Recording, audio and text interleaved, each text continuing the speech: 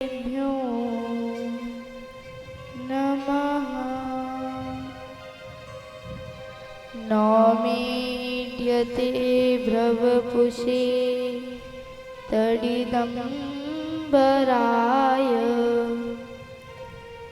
गुञ्जावतंस परिपीत छलसन्मुखाय वन्यास्रजे कवलवेत्रविषाणवेणु लक्ष्मश्रिये मृदुपदे पशुपाङ्गजाय यं प्रव्रजन्त्यमनुपेतमपीतकृत्यं द्वैपायनो विरहकातर आजुहाव पुत्रेति तन्मयतया तरवो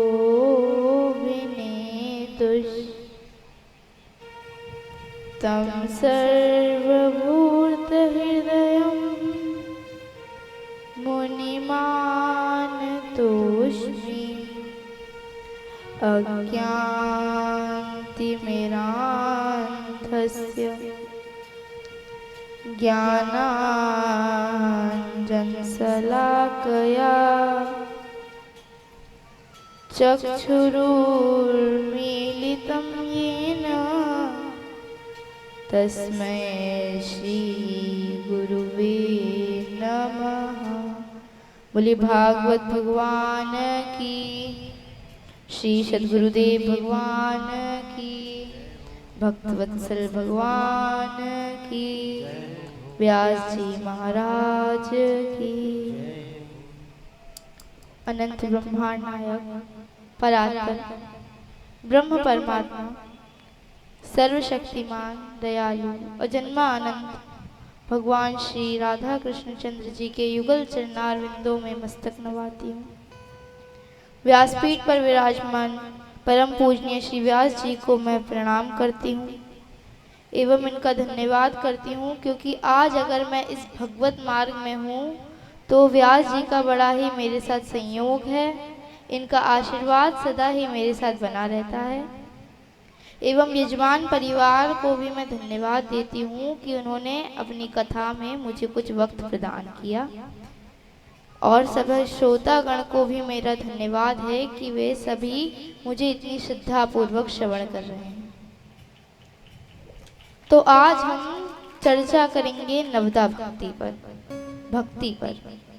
अच्छा, भक्ति कितने प्रकार की होती है? किस किस को पता है? हाथ से बताइए अपने स्थान पर कितने प्रकार की भक्ति होती है, बताइए। चलो मैं बताती हूँ। भक्ति होती है 9 प्रकार की, जो नवदा भक्ति के नाम से विख्यात है। ये नवदा भक्ति क्या है, किसने किसको सुनाई, कैसे इस नवदा भक्ति का उत्पन्न हुआ? तो एक बार मतंग ऋषि, जो कि शबरी मैया के गुरुजी थे। शबरी मैया का पावन चरित्र आप सभी ने श्रवण किया ही होगा। शबरी मैया बड़ी भक्त थी भगवान श्री राम की। जब मतंग ऋषि इस धराधाम को छोड़कर परम धाम नित्य धाम भगवान के पास जा रहे थे, तो उन्होंने अपनी शिष्या शबरी से कहा कि बिटिया, मैं तो जा रहा हूँ, परंतु जिसके पास मैं जा रहा हूँ वो स्वयं तुझे दर्शन देने आएंगे। केवल इतनी बात थी। अब तो शबरी मैया ने गुरुजी की बात पकड़ ली कि गुरुजी ने कहा है कि भगवान दर्शन देने आएंगे तो भगवान आएंगे। अच्छा, हम आप होते तो कितने वर्ष तक अपनी प्रतीक्षा करते भगवान की, कितने समय तक? परंतु शबरी मैया युवा अवस्था से वृद्ध अवस्था में आ गई, तब तक उन्होंने प्रतीक्षा नहीं छोड़ी। क्यों? क्योंकि उन्हें अपने गुरुवाणी पर विश्वास था कि मेरे गुरुजी ने कहा है कि भगवान दर्शन देने आएंगे तो भगवान खाएंगे। वे रोज रास्ता साफ करती, कुटिया सजाती, फूल बिछाती, फल तोड़कर लाती कि आज भगवान आएंगे, आज भगवान आएंगे, परंतु भगवान नहीं आते। ऐसे ही एक दिन वे रास्ता साफ कर रही थी और दो युवा वहां आकर उनकी कुटिया पर आकर खड़े हो गए। शबरी मैया ने बोला कि हे स्वामी, आप कौन हो? इतना सुकुमार, इतना कोमल आपका शरीर है, इस घने वन में क्या कर रहे हो? आपका यहाँ रहना उचित नहीं है, यहाँ खूंखार जानवर रहते हैं। तो श्री राम जी कहते हैं कि मैया, मैं वही हूँ जिसका तुम बरसों से इंतजार कर रही हो। क्या आप राम हो? हाँ, मैं राम हूँ। अब तो शबरी मैया चरणों से लिपट गई और रोने लगी, कहने लगी कि हे भगवान, मैं तो एक अधम जाति की, एक नीची जाति की भीलनी हूँ। मैं आपका गुणगान कैसे करूं? मैं आपकी स्तुति कैसे करूं? मेरे पास तो शब्द ही नहीं है। तब श्री राम जी कहते हैं कि मैया, तुम अधम कैसे? 9 प्रकार की भक्ति होती है जो नवदा भक्ति है। अगर मनुष्य में एक भी भक्ति आ जाए, उस 9 प्रकार की भक्ति में से एक भी प्रकार की भक्ति आ जाए तो कल्याण हो जाता है। और तुम्हारे अंदर तो वो 9 की 9 भक्ति है, फिर तुम अधम कैसे है? अब शबरी मैया बोलती है कि 9 प्रकार की भक्ति, ये क्या होता है? तब श्री राम जी शबरी मैया को नवदा भक्ति का उपदेश देते हैं कि बताते हैं, श्री राम जी अब शबरी मैया को बताते हैं कि प्रथम भगति संतन कर संगा और दूसरी रति मम कथा प्रसंगा। पहली भक्ति क्या है? प्रथम भगति संतन कर संगा। पहली भक्ति है संतों का संग करना, साधुओं का, सत्पुरुषों का संग करना।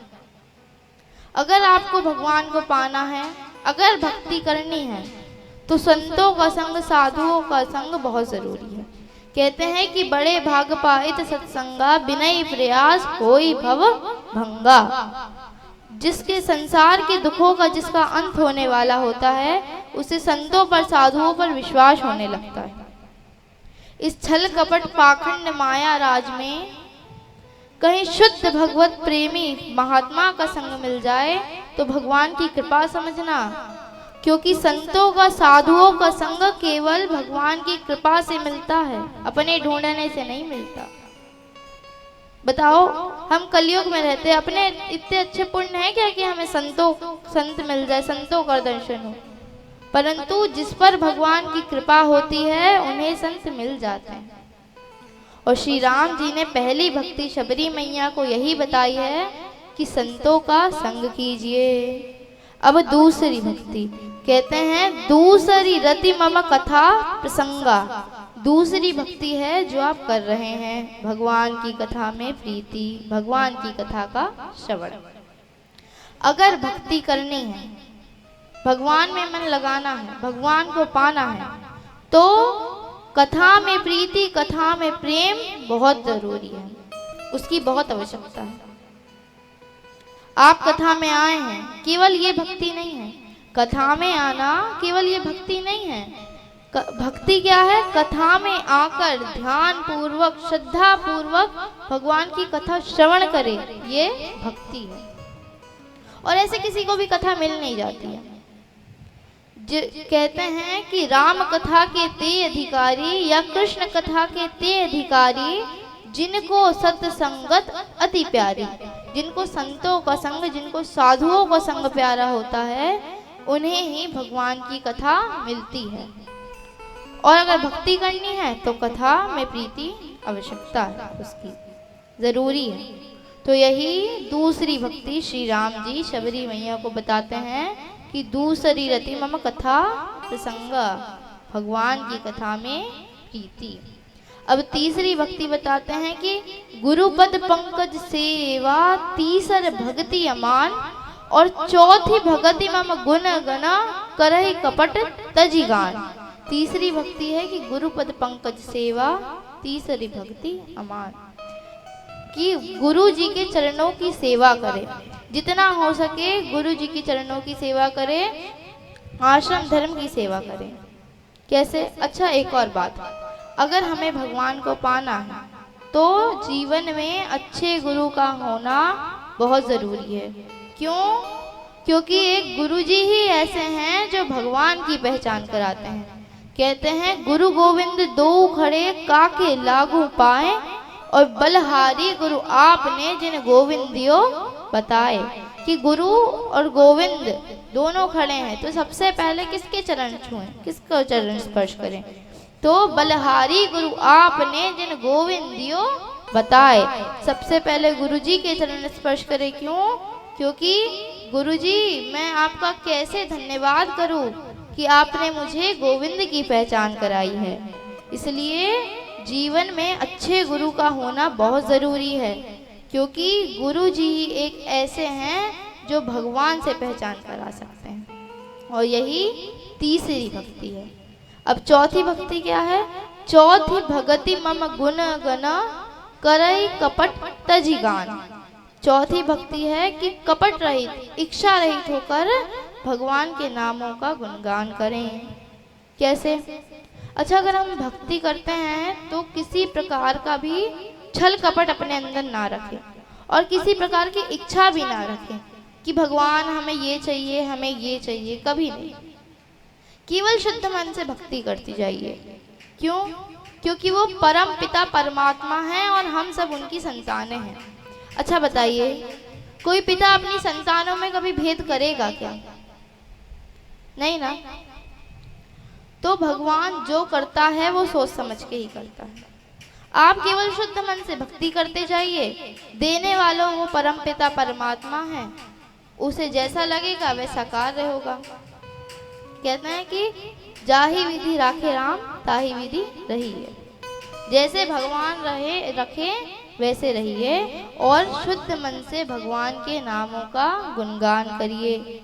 अच्छा, हम अगर शुद्ध मन से भक्ति करेंगे और हम भगवान से, अच्छा हमने शुद्ध मन से भक्ति नहीं करी और भगवान से हमने मांगा कि भगवान हम तुम्हारा नाम ले रहे हैं, हमें ये वस्तु चाहिए, हमें ये चीज़ चाहिए, हमारा ये काम बना दो, तो भगवान बोलेंगे कि चलो इसने मेरा नाम लिया है, इसने मेरी भक्ति करी है और इसने ये मांगा है, तो हम इसे ये दे देते हैं। लेकिन अगर हमने शुद्ध मन से भक्ति करी और भगवान से कुछ मांगा नहीं है, तो भगवान बोलेंगे कि इसने शुद्ध मन से मेरी नाम लिया, मेरी शुद्ध मन से भक्ति करी है और कुछ मांगा भी नहीं है, तो मैं कुछ ना देकर अपने आप को भी इसे दे देता हूँ, अपने आप इसको समर्पण कर देता हूँ। तो केवल शुद्ध मन से भक्ति कीजिए, भगवान से किसी प्रकार की इच्छा मत रखिए। यही चौथी भक्ति है। अब मंत्र जाप मम दृढ़ विश्वासा, पंचम भजन सुवेद प्रकाशा। पांचवी भक्ति है मंत्र जाप मम दृढ़ विश्वासा। भगवान के वेद रूपी प्रसिद्ध मंत्रों का जाप करें एवं भगवान में दृढ़ विश्वास रखें। अच्छा, भक्ति करनी है तो सबसे पहला कार्य क्या करना है? भगवान में विश्वास रखें। अगर भगवान में विश्वास नहीं होगा तो कुछ नहीं होगा।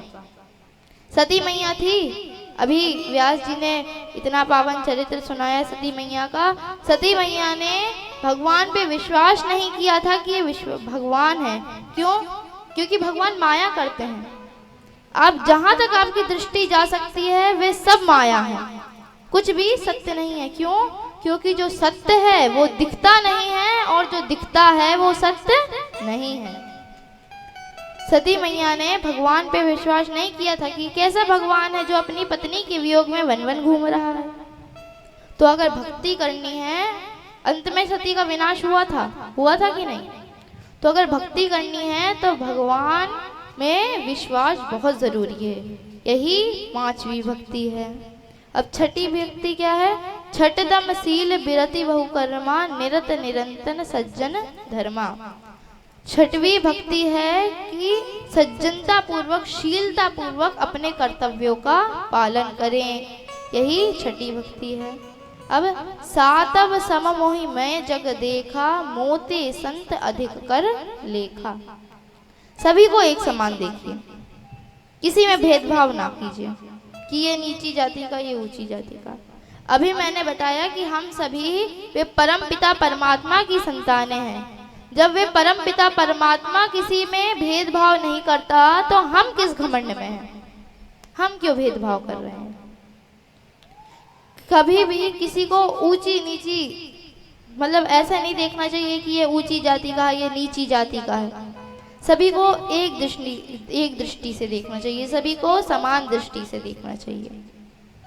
और कहते हैं अब सबको सम दृष्टि से देखिए। और भगवान कहते हैं कि मोते संत अधिक कर लेखा, मुझसे ज्यादा संतों पर विश्वास कीजिए, मुझसे ज्यादा संतों का सम्मान कीजिए। क्यों? क्योंकि अगर संत खुश है, साधु खुश है, मेरे भक्त खुश है तो मैं खुश हूँ। ऐसा हम नहीं कह रहे, ऐसा स्वयं भगवान कह रहे हैं। तो भगवान की भी पूजन पाठ कीजिए, भगवान को भी मानिए, परंतु भगवान से अधिक संतों को मानिए। क्यों? क्योंकि आज के कलयुग में, आज के समय में संत ही भगवान के रूप में अवतार लिए हैं। तो भगवान से अधिक संतों को मानिए, यही साध्वी भक्ति श्री राम जी बताते हैं। अब आठव जथा लाभ संतोषा, सपने हो नहीं देखई पर दोषा। आठवीं भक्ति है आठव जथा लाभ संतोषा। जितना मिल जाए, जो मिल जाए उतने में संतुष्ट रहिए। कभी भी ज्यादा की कामना मत कीजिए कि हमें ये मिल जाए, हमें वो मिल जाए। भगवान जो देगा, जैसा देगा, जिस समय देगा, वे सब सोच समझ कर ही देगा। विधाता ने आगे की भी लिख रखी होगी कि आगे क्या होगा, क्योंकि उसे तो सब कुछ पता है। आदि भी वही है और अंत भी वही है। तो जितना मिल जाए, जो मिल जाए, भगवान की कृपा समझकर रख लीजिएगा, कभी भी संशय मत कीजिएगा। यही आठवीं भक्ति है। अब नवीं भक्ति, सबसे महत्वपूर्ण भक्ति है नौवीं भक्ति। अब नौवीं भक्ति क्या है? नवम सरल सब सन छल हीना, मम भरोस ही है मिय हर्ष ना दीना। नौवीं भक्ति, मैंने आपको 8 प्रकार की अभी तक भक्ति बताई। आप ये 8 भक्ति में से एक भी भक्ति करे ना करे चलेगा, लेकिन ये नौवीं भक्ति कर लीजिए, आप भगवान को प्राप्त कर लोगे। कैसे? नौवीं भक्ति है सरल हो जाओ, कुछ मत करो, सरल हो जाओ। आज व्यास जी ने भी यही बताया कि कुछ मत करो, सरल हो जाओ, भगवान को पालोगे। जीवन में अगर सबसे कठिन कार्य जो है वो है सरल हो जाना। आजकल दिखावटी दुनिया है, बनावटी दुनिया है, सब दिखाना चाहते कि हम हैं तो कोई है ही नहीं। तो ऐसा नहीं करना, हमेशा सरल रहिए। अच्छा, सरल शब्द का अर्थ क्या होता है? सरल शब्द का अर्थ होता है सा मतलब सीता जी, राम मतलब राम जी, और ला मतलब लक्ष्मण जी। जो सरल हो गया उसके हृदय में सीता जी, राम जी और लक्ष्मण जी तीनों विराजमान हो गए। और जब भगवान अपने हृदय में विराजमान हो गए तब तो भक्ति होनी ही है। ये होती है 9 प्रकार की भक्ति जो श्री राम जी ने शबरी मैया को बताई है। और भगवान कहते हैं कि इन 9 भक्तियों में से मनुष्य के अंदर एक भी भक्ति आ जाए तो कल्याण हो जाता है, और 9 की 9 हो जाए तो फिर तो होना ही होना है। लेकिन ये कलिकाल है, 9 की 9 भक्ति आ जाए ये संभव नहीं है। और आप सभी जितने यहाँ बैठे हैं सब गृहस्थ के हैं, सब गृहस्थ आश्रम वाले हैं। और गृहस्थ आश्रम के लिए क्या है? केवल नाम जप, सबसे सरल भक्ति। व्यास जी ने बताया है कि कलयुग केवल नाम आधारा, सुमरि सुमरि नर उतरहि पारा। कुछ मत कीजिए, केवल एक नाम पकड़ लीजिए जो आपको पसंद हो। राधा राधा, कृष्ण कृष्ण, श्याम श्याम, जो नाम पसंद हो, राम राम, जो नाम पसंद हो, केवल एक नाम पकड़ लीजिए। और उठते बैठते, खाते सोते, काम करते, जो कार्य कर रहे हो, केवल नाम जप कीजिए, कल्याण हो जाएगा। इसी के साथ मैं अपनी वाणी को विराम देती हूँ एवं आप सभी का धन्यवाद करती हूँ कि इतने सज्जनता पूर्वक आपने मुझे श्रवण किया। एवं व्यास जी का भी एक और बार मैं धन्यवाद करती हूँ कि उन्होंने अपनी कथा में से कुछ वक्त मुझे प्रदान किया। सभी को धन्यवाद। राधे राधे। जोरदार